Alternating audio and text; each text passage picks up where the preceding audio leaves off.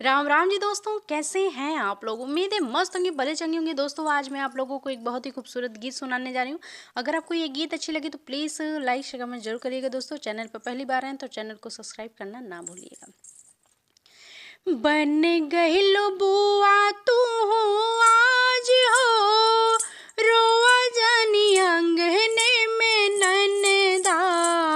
बन गइलो बुआ तू आज हो, रोआ जानी अंगने में ननदा।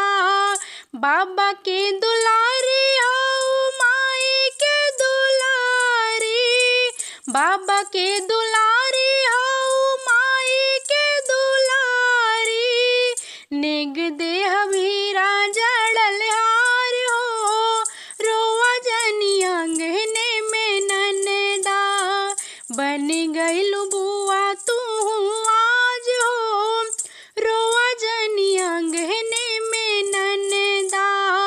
जेठ के दुलारे आओ जेठनी के दुलारी, जेठ के दुलारे आओ जेठनी के दुलारी।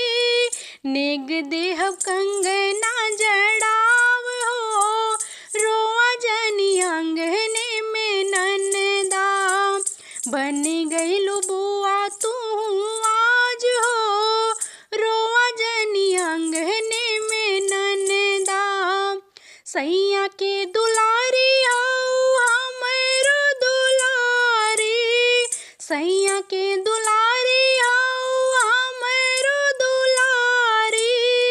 नेग दीह चुनरी रंगदार हो, रोआ जनी अंगने में ननदा। बन गइलु बुआ तू आज हो, रोआ जनी अंगने में ननदा। प्रणाम दोस्तों।